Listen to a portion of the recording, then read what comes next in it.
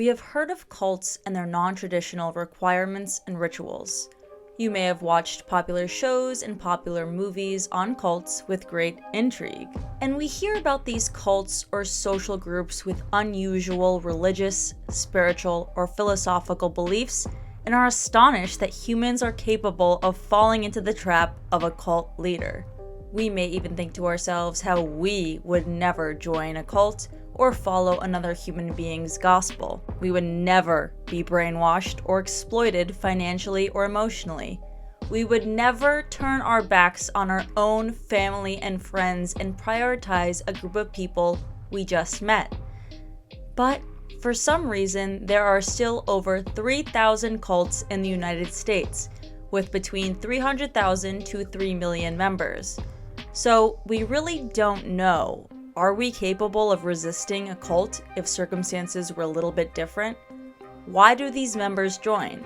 And how do we ensure that we don't fall into the same trap of a manipulative cult leader? But before we discuss the reason why people join cults, I just wanted to quickly ask you guys to please consider subscribing to this channel if you want weekly videos on the paranormal, conspiracy, spine-chilling topics that you want to hear every freaking week.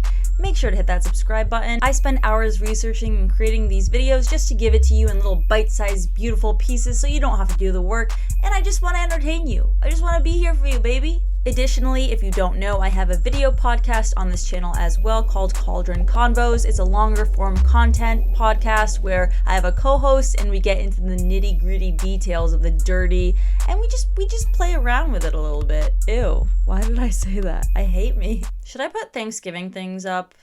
Because I feel like it's spooky still, but I feel like it's Thanksgiving, so now this is just dated. Should I put a Santa Claus being murdered? I feel like that's a little too extreme, though. So in order to identify really why do people join cults, we can take a look at common themes and demographics of former and current cult members. Dr. Singer at the University of California, Berkeley has studied over 700 cult members, and she noted that former cult members she studied had a wide range of personality types.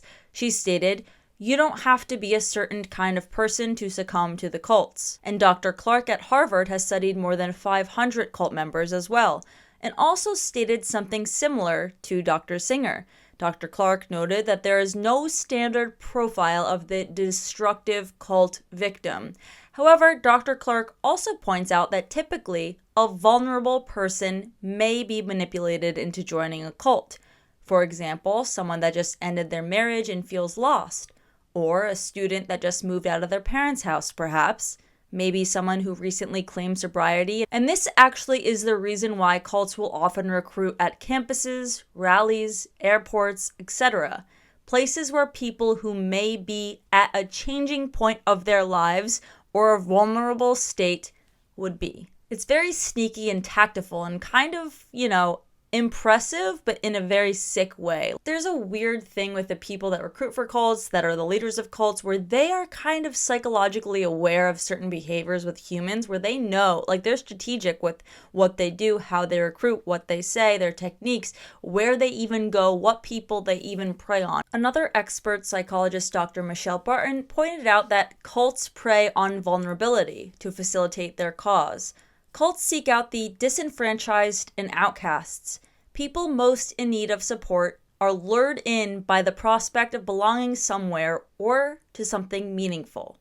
So it seems, although any personality types can be manipulated into joining a cult, experts that study former and current cult members seem to agree that those who are more willing to join or are looking to join are those in vulnerable states, which is usually at a confusing or a hard point in their lives, which is very unfortunate and very sad to think that these people would prey on the weak. And according to some studies discussed by Lorne L. Dawson, a Canadian sociologist, in his book, The Sociology of New Religious Movements, common characteristics of cult members include a higher level of education, a weaker spiritual background, higher financial success, younger age, and fewer time constraints. And interesting enough, people pursuing or holding degrees actually have a higher likelihood of being open-minded when presented with new information. And we know that holding higher degrees correlates with higher financial success on average. Obviously, we hear about people who drop out of high school, college, who are more successful than people who have their PhD. But we also know that cults will target and try to recruit these types of people, usually because they know that they will be more open to ideas and that they have more money to donate to their cause and support their cult, maybe even support their cult leaders specifically, because where does the money go? Who knows? I mean, I guess it depends on the cult. I'm not accusing all cults, but I know some of y'all out there, the leader be collecting it. They're wearing Louis Vuitton. They're not traveling with like Amazon Basics luggage like I am. They're in first class, going to their next place to give a speech with the money of their members. In a psychology study called Cult Membership, What Factors Contribute to Joining or Leaving, this study studied 31 former cult members, and nearly half of the sample displayed an anxiety disorder during the year preceding to commitment of the cult, 51.6%. And it is a small sample, 31. It's not huge. It's not that like they studied 30,000 cult members and they found this crazy prevalence of anxiety. But it is still a little shocking, but a shock to no one. From commitment of the cult to 12 months after departure, the prevalence of anxiety disorders increased progressively. 58.1% during the membership period and 61.3% during the year following departure. Now, the results of the study does not mean that someone with anxiety will join a cult and someone without anxiety will not join a cult at all. But it is an interesting study to take a look at and note that anxiety is a natural physiological response to feeling vulnerable. So this idea of vulnerability is coming up again, which I think was important to point out. I don't know. I wrote it in my notes. Okay? What do you want from me?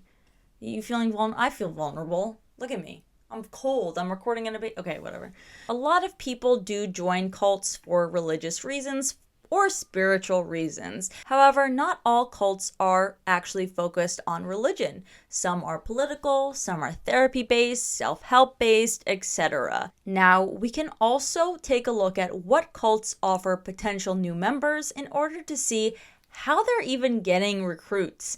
What are they promising to their members? And this might provide us with some insight into why people join. For example, if they're offering this, really tasty chocolate bar that's really low in calorie, it will actually make you skinnier.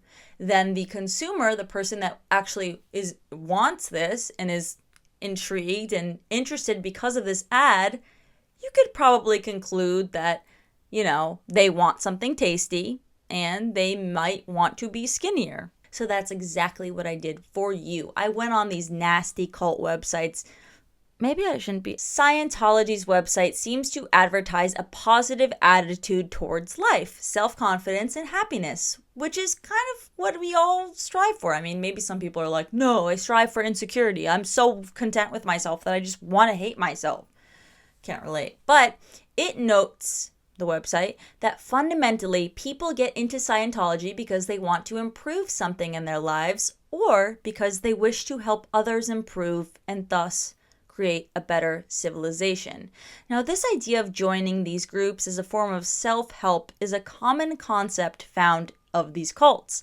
The cult Nexium was advertised as a self-help organization actually, and they had costly self-empowerment courses that like over 16,000 members actually paid for. Hello, what's going on? Actually, I wasn't one of those members, but like I could see myself being like self-help. Hi. However, it ended up resulting in the biggest cult prosecution in nearly a decade, with the leader guilty of sex trafficking, human trafficking, and more heinous crimes, and he's getting locked up. Bye. And it's even crazy. I mean, side note that the Seagram's heiress, who's inherited over $1 billion, she was a member. She's donated over $100 million or loaned the guy some kind of money, and she stands behind him, which is sick because, he must be a sicko. Additionally, the idea of community is advertised on cult websites. For example, the Church of the Brethren's website notes, our congregations welcome all who wish to share with us in another way of living.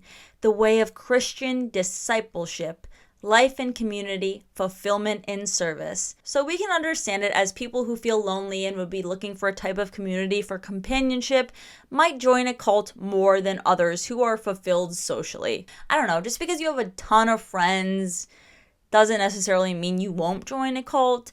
But whatever, I think a stronger presence of people who are lonely and don't feel connected to a social group might want to seek out a group to feel welcome, to want to have Friendsgiving with them. If you don't identify with a group, if you don't feel a strong community with a group of friends, hey, you might want to be like, I want to turn to something else. And I know in my whatever day-to-day life, I've felt like that a bunch of times, probably now, I don't know.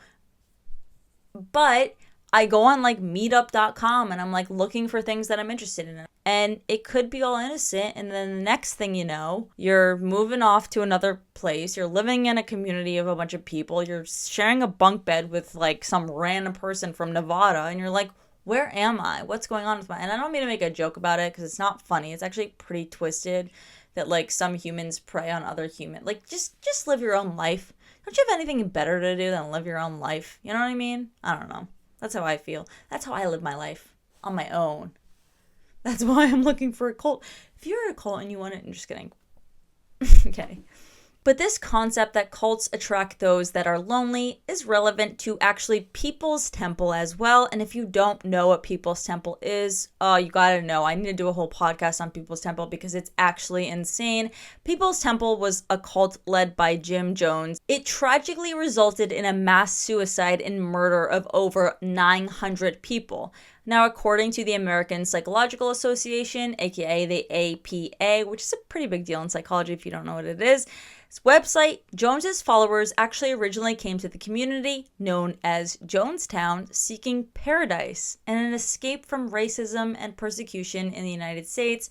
And this was like ranging from, I think, the 50s to the 70s. And a PBS article stated that members of the People's Temple joined because they believed in a society where people of all races could live and work together.